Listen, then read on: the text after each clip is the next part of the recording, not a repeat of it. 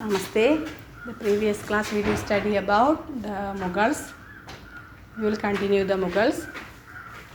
Then the main rulers of Mughals. ആരൊക്കെയാണ് main rulers? Babur, the first Mughal emperor Babur, Humayun, Akbar, Jahangir, Shah Jahan, Aurangzeb. These are the main rulers of Mughals. Babur, Humayun, Akbar, Jahangir, Shah Jahan, Aurangzeb. These are the main rulers of Mughals. Then Mughals, tradition of succession. In class നമ്മൾ പഠിച്ചിട്ടുണ്ട്. The Mughals followed the Timurid custom of division of the inheritance amongst all the sons.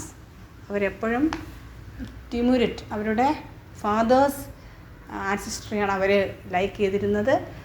The Mughals followed the Timurid custom of division of the inheritance, പാരമ്പര്യം, inheritance amongst all the sons.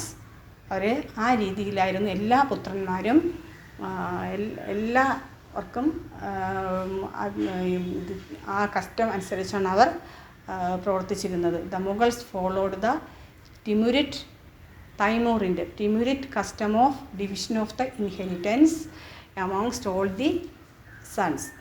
Then Mughal relations with other rulers. One of the major policies of the Mughals was to campaign constantly against the rulers who refused to accept Mughal authority. അപ്പോൾ എന്താ, one of the major policies, അവരുടെ ഒരു പ്രധാന നയമാകുന്നു, നമ്മൾ വളരെ ശ്രദ്ധിക്കേണ്ടതാണ്. One of the major policies of the Mughals-ൻ്റെ പ്രധാന നയം was to campaign constantly against the rulers who refused to accept Mughal authority. മുഗൾ അതോറിറ്റിയെ അക്സെപ്റ്റ് ചെയ്യാതെ റെഫ്യൂസ് ചെയ്യുന്ന ആ ഒരു വിഭാഗത്തോട് അവർ ക്യാമ്പയിൻ കോൺസ്റ്റൻ്റ്ലി അവർ സ്ഥിരമായി അവരെന്ത് ചെയ്യുന്നു, ക്യാമ്പയിൻ ആക്രമിക്കുന്നു. എഗൻസ്റ്റ് ആ റൂളേഴ്സിനെ, ആ ഭരണാധികാരിയെ അവരെന്താണ് നിരന്തരം ക്യാമ്പയിൻ ചെയ്യുന്നു. One of the major policies of the Mughals was to campaign constantly against the rulers who refused to accept Mughal authority. Okay, this is അവരുടെ ആ major policy. Once more, one of the major policies of the Mughals was to campaign constantly against the rulers who refused to accept Mughal authority. However, several rulers joined them voluntarily. ഇങ്ങനെ ആകുമ്പോൾ കുറച്ച് rulers എന്ത് ചെയ്യും, നിർബന്ധിതമായും അവരുമായിട്ട് യോജിച്ച് പോകും. Several rulers joined them voluntarily.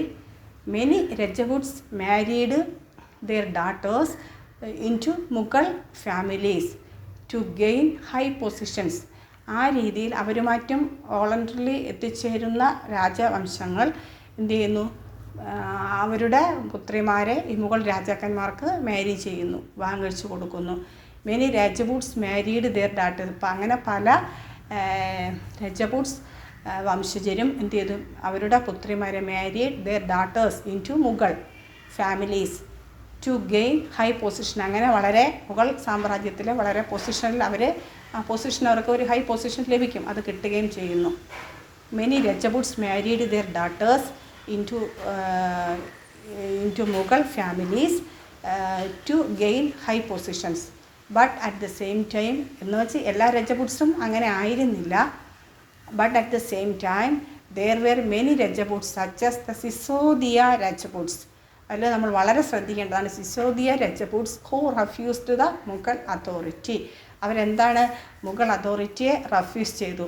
അവർ എന്താണ് ഒരുപാട് തവണ എന്ത് ചെയ്തു, സിസോദിയ രജപൂട്ട്സ് മുഗൾസുമായിട്ട് ഒരിക്കലും അവർ യോജിക്കാൻ തയ്യാറായില്ല. പക്ഷേ അവസാനം നമ്മൾ അക്ബറിനെ കുറിച്ച് പഠിച്ചു രത്തംപൂറും സിസോദിയയും എന്താണ് അക്ബർ നിരന്തരമായ ക്യാമ്പയിൻ ചെയ്ത് അവരെ എന്ത് ചെയ്യുന്നു, പിടിച്ചെടുത്തു. സീസ്ഡ് അല്ലേ, പിടിച്ചെടുത്തു. നമ്മൾ പഠിച്ചു അത് പിന്നെ അങ്ങനെ Rajputs such as the Sisodia Rajputs who refused the Mughal authority. Sisodia Rajputs എപ്പോഴും മുഗൾ അതോറിറ്റിയെ റെഫ്യൂസ് ചെയ്തിരുന്നു, എതിർത്തിരുന്നു.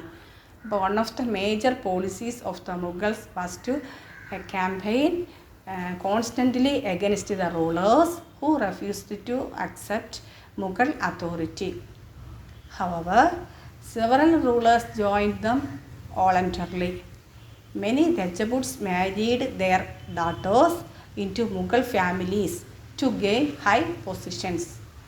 But at the same time, there were many Rajaputs such as the Sisodia Rajaputs who refused the Mughal authority. Once more, one of the major policies of the Mughals was to campaign constantly against the rulers who refused to accept Mughal authority. However, several rulers joined them voluntarily. Many Rajaputs married their daughters into Mughal families to gain high positions. But at the same time, there were many Rajaputs such as the Sisodia Rajaputs who refused the Mughal authority. Then mansabdars Mughal ഭരണത്തിൽ administration എന്താണ് അതിൽ മാൻസബ്ദാസിൻ്റെ പങ്ക് എന്താണ് എന്നുള്ളതിനെക്കുറിച്ചാണ്. Mansabdars Mughals used mansab grading system. Mansab and mansab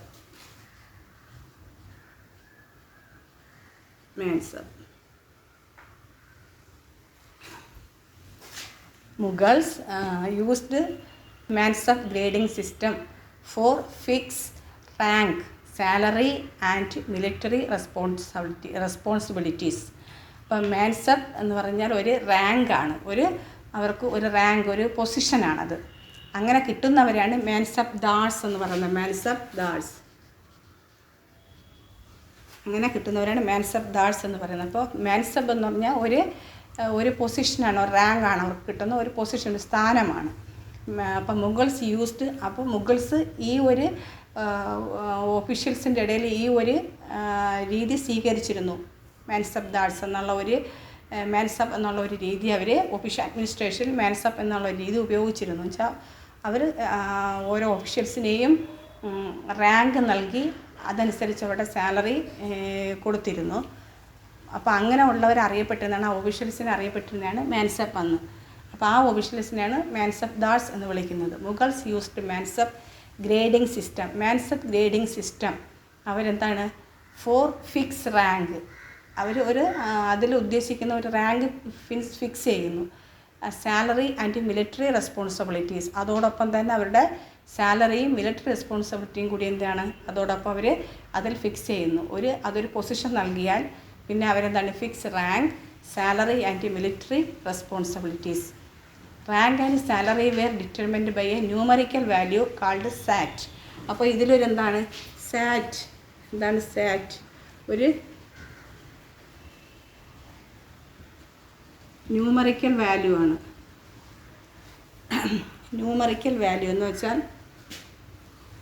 ഈ മാൻസബ് അവരെന്ത് ചെയ്യുന്നു, അവർക്ക് പിന്നെ ഇപ്പോൾ സാറ്റ് എന്ന് പറയുമ്പോൾ അവർക്കൊരു പൊസിഷനാണല്ലോ മാൻസബ്. അപ്പോൾ അതിലൊരു നമ്പർ കൊടുക്കും. ഇപ്പം 200 സാറ്റ് എന്ന് പറഞ്ഞാൽ അതൊരു ന്യൂമറിക്കൽ വാല്യൂ ആണ്. ഇപ്പോൾ 200 സാറ്റ്, അങ്ങനെ അവരങ്ങനെ ഒരു 400 സാറ്റ്, 300 സാറ്റ്, ഇങ്ങനെ എന്ത് ചെയ്യും, ഒരു ന്യൂമറിക്കൽ വാല്യൂ അവർ ഓരോ മാൻസബിന് നൽകും. അതനുസരിച്ചാണ് അവരുടെ സാലറിയൊക്കെ കണക്കാക്കുന്നത്. ഇപ്പം അതാണ് ന്യൂമറിക്കൽ വാല്യൂവിനെ വിളിക്കുന്നത് സാറ്റ് എന്ന് വിളിക്കുമായിരുന്നു. Rank and salary were determined by numerical value called zat. Rank and salary were determined by numerical value called zat. Mansabdars received their salaries as jagirs. Mansabdars received their salaries as jagirs. അതിന് റവന്യൂ അസൈൻമെൻറ്റ്. അപ്പം mansabdars received their salaries, അപ്പോൾ അവർ മാൻസബ്ദാറിൻ്റെ salary അറിയപ്പെടുന്നത് ജാഗീർ എന്നായിരുന്നു, ജാഗീർ. അപ്പോൾ അവരുടെ salary എന്താണ്? മാൻസബ്ദാറിൻ്റെ സാലറിയാണ് ജാഗീർ. അപ്പം ആ സാലറി കൊടുക്കുന്നതിനാണ് ജാഗീർ എന്ന് പറയുന്നത്. അപ്പം എന്താണത്? മാൻസബ്ദാസ് റിസീവ്ഡ് ദെയർ സാലറീസ്, അതിനറിയപ്പെട്ടിരുന്നത് എന്താണ്? ജാഗീർ എന്നാണ് അറിയപ്പെടുന്നത്. എന്താണ്? റവന്യൂ അസൈൻമെൻ്റ് ആണത്, അത് ജാഗീർ എന്നാണ് അറിയപ്പെടുന്നത്. അപ്പോൾ മാൻസബ്ദാറിൻ്റെ സാലറിയാണ് ജാഗീർ. അപ്പോൾ എന്താണ് മാൻസബ്? ആരാണ് മാൻസബ്ദാർസ്? അടുത്ത് എന്താണ് സാറ്റ്? എന്താണ് ജാഗീർ? മാൻസബ് എന്ന് വെച്ചാൽ മാൻസബ് എന്ന് പറയുന്നത് മുഗൾസ് യൂസ് ചെയ്തിരുന്ന ഒരു ഗ്രേഡിംഗ് സിസ്റ്റം, അതാണ് mansab. For fix rank, salary and military responsibilities. Rank and salary were determined by a numerical value called zat. അപ്പോൾ ആ ഒരു റാങ്കിന് ന്യൂമറിക്കൽ വാല്യൂ, ഞാൻ എക്സാമ്പിൾ പറഞ്ഞു തന്നു. ഇപ്പോൾ 200 സാറ്റ്, ഒരു മാൻസപ്പിന് 200 സാറ്റ്, അല്ലെങ്കിൽ 400 സാറ്റ്, 300 ഇങ്ങനെയൊക്കെ അറിയപ്പെട്ടിരുന്നാൽ എന്താണ്? അത് അങ്ങനെ ഒരു ന്യൂമറിക്കൽ വാല്യൂ കൊടുക്കും, അതിനെയാണ് സാറ്റ് എന്ന് പറയുന്നത്.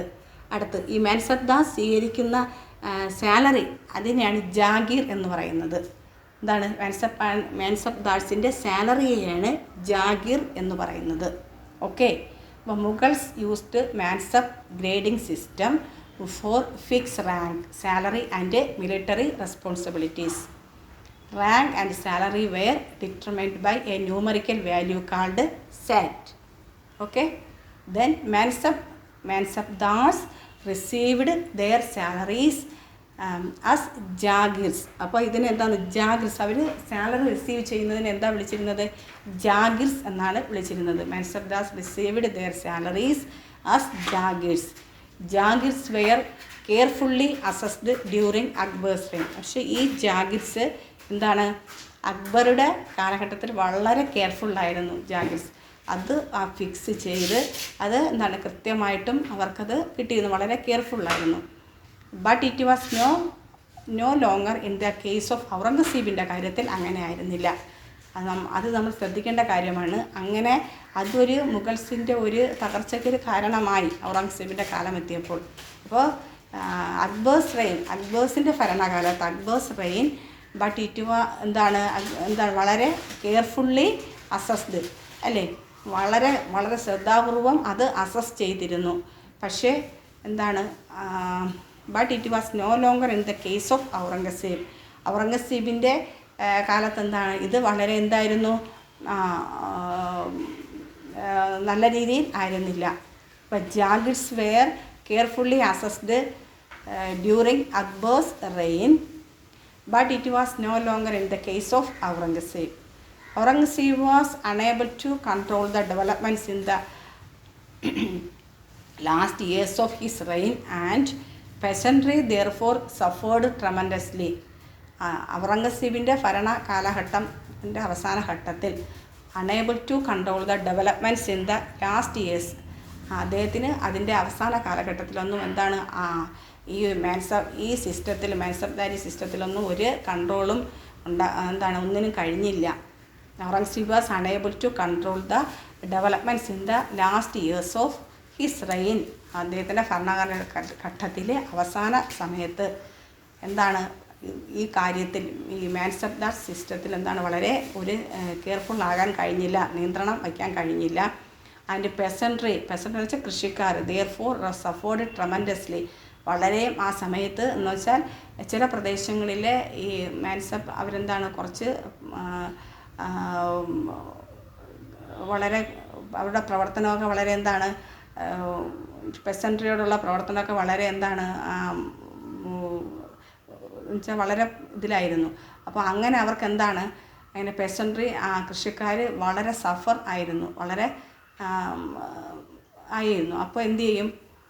അവർക്ക് ഈ മാൻസബ്ദാർ സിസ്റ്റം എന്താണ് അവർക്ക് ജാഗീർ കൊടുക്കണമല്ലോ, സാലറി വേണമല്ലോ. അപ്പോൾ എന്താണ് പെസൻട്രി വളരെ കർഷകർ ദുരിതത്തിലായാലും പിന്നെ എവിടുന്ന അവർക്ക് റവന്യൂ കിട്ടുന്നത്, വരുമാനം.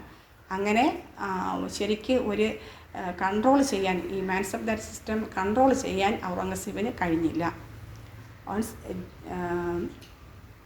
ജാഗീർസ് were carefully assessed during Akbar's reign, but it was no longer in the case of Aurangzeb.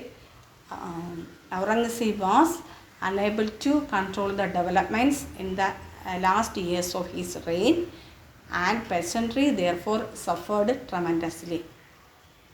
അപ്പോൾ എന്താണ് ഔറംഗസീബിൻ്റെ ഭരണ കാലഘട്ടത്തിൽ അതിൻ്റെ ലാസ്റ്റ് സമയമായപ്പോൾ മാൻസബ് സിസ്റ്റം എല്ലാം വളരെ കൺട്രോളാക്കാൻ ഔറംഗസീബിന് കഴിഞ്ഞത് എന്തുകൊണ്ടെന്നാൽ, അപ്പോൾ പെസൻട്രി ദെയർഫോർ സഫേർഡ് വളരെ പെസൻട്രി കൃഷിക്കാർ വളരെ കഷ്ടതയിലായിരുന്നു. അതുകൊണ്ട് തന്നെ അവരിൽ നിന്ന് അവരുടെ ടാക്സാണ് അവരുടെ സാലറി അല്ലെ അവരുടെ Jagir.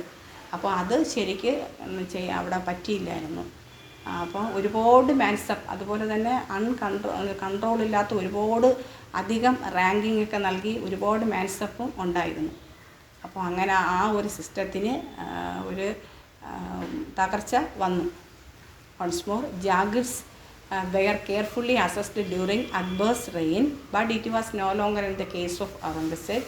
Aurangzeb was unable to control the developments in the last years of his reign, and peasantry therefore suffered tremendously. Then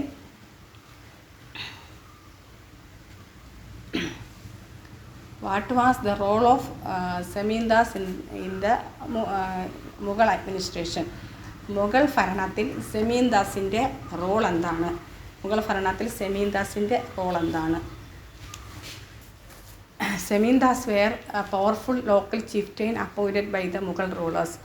അപ്പോൾ ലോക്കൽ ചീഫ്റ്റെയിൻ വളരെ തലവനാണ്, ലോക്കൽ ചീഫ്റ്റെയിനാണ് സെമീന്ദാസ് മുഗൾ റൂളേഴ്സിൽ. They exercised great influence and power. അവർക്ക് വളരെയധികം ജനങ്ങളുടെ ഇടയിൽ വളരെയധികം ഇൻഫ്ലുവൻസ് ഉണ്ടായിരുന്നു, അധികാരവും ഉണ്ടായിരുന്നു. They collected tax from the peasants on behalf of the Mughal emperor and gave them to the emperor.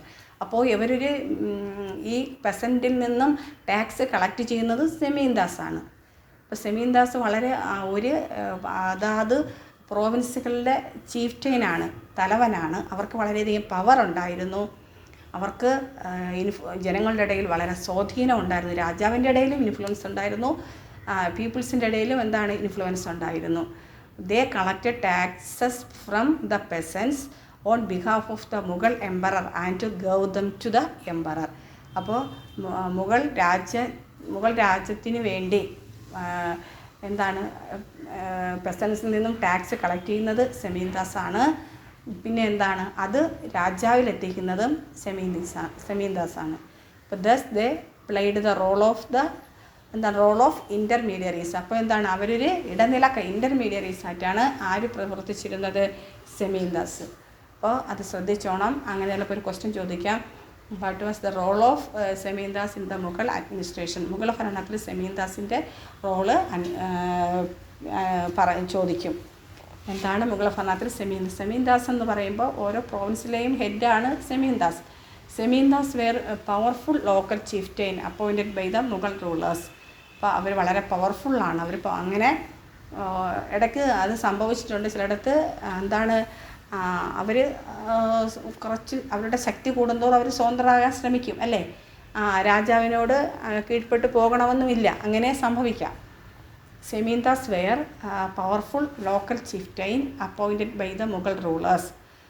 Mughal rulers appointed ചെയ്ത ലോക്കൽ ചീഫ്റ്റെയിനാണ് zamindars. They exercised great influence and power. അവർക്കെന്താണ് വളരെയധികം സ്വാധീനവും അധികാരവും ഉണ്ട്. They collected taxes from the peasants on behalf of the Mughal emperor and gave them to the emperor. Thus they played the role of intermediaries. Okay, so what was the role of Zamindas in Mughal administration? The Zamindas were powerful local chieftain appointed by the Mughal rulers. Okay, they exercised great influence and power. They collected taxes from the peasants on behalf of the Mughal emperor and gave them to the emperor. അല്ലേ, അത് എംപറിൽ കൊടുക്കുക എന്നുള്ളതാണ്. Thus they played the role of intermediaries. അപ്പോൾ ഒരു ഇടനിലക്കാരനായിട്ടുള്ള അങ്ങനെ ഒരു റോളാണ് അവർ ചെയ്യുന്നത്. Thus they played the role of intermediaries. Then Sabt. എന്താ Sabt? ZABT.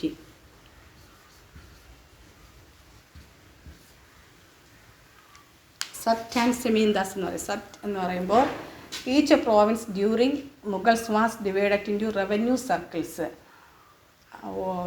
with its own schedule of revenue rates for individual crops. അപ്പോൾ മുഗൾസ് ഓരോ പ്രോവിൻസിലെ ചീഫ്റ്റെയിനാണ് സെമീന്ദാസ് എന്ന് പറഞ്ഞ പോലെ തന്നെ. അപ്പോൾ അവരുടെ ജോലി ടാക്സ് കളക്ട് ചെയ്യുക. അപ്പോൾ ആ ടാക്സ് കളക്ട് ചെയ്യുന്ന ടാക്സിനെയാണ് സെപ്റ്റ് എന്ന് പറയുന്നത്. അതെങ്ങനെയാണ് അവർ കളക്ട് ചെയ്യുന്നത്? അത് ഈച്ച് പ്രോവിൻസ് ഡ്യൂറിങ് ഓരോ പ്രോവിൻസും Mughals was divided in revenue circles. എല്ലാ പ്രോവിൻസിലും റവന്യൂ റേറ്റ് ഒരേപോലെയല്ല. എന്താണ് അത് അവരെങ്ങനെയാണ് ഡിവൈഡ് ചെയ്തിരിക്കുന്നത്? On scheduled of revenue rates for individual crops അനുസരിച്ചാണ് അവർ ഓരോ പ്രോവിൻസിലെയും റവന്യൂ റേറ്റ്സ് ഷെഡ്യൂൾ ചെയ്യുന്നത്. അപ്പോൾ ദീസ് റവന്യൂ വാസ് കാൾഡ്, ഇങ്ങനെ വരുന്ന റവന്യൂവിനെയാണ് എന്തോന്ന് പറയുന്നത്? സെപ്റ്റ് എന്ന് പറയുന്നത്. ശരിക്ക് റവന്യൂ ആണ്, ആ റവന്യൂവിനെയാണ് സെപ്റ്റ് എന്ന് പറയുന്നത്. പക്ഷെ അവർ അത് ശ്രദ്ധിച്ചോണം, അവരുടെ റവന്യൂ അവരെങ്ങനെ അത് കളക്ട് ചെയ്യുന്നതെന്ന് ഇൻഡിവിജ്വൽ ക്രോപ്സ് അതനുസരിച്ചാണ് റവന്യൂ റേറ്റ്സ് അവർ തീരുമാനിക്കുന്നത്. അത് ശ്രദ്ധിച്ചോണം. Each province during Mughals was divided into revenue circles. അപ്പോൾ each province during Mughals was divided into revenue circles with its own schedule of revenue rates for individual crops. Okay, thus revenue was called zabt. അപ്പോൾ അങ്ങനെ ഉള്ള റവന്യൂവിനെയാണ് അവർ Sept എന്ന് വിളിക്കുന്നത്. Then അപ്പോൾ എന്താ സെമീന്ദാസ് എന്താണ് സെമീന്ദാർ എന്ന് പഠിച്ചു കഴിഞ്ഞു. Then Sept each province during Mughals was divided into revenue circles with its own schedule of revenue rates for individual crops. This revenue was called as sept. Okay.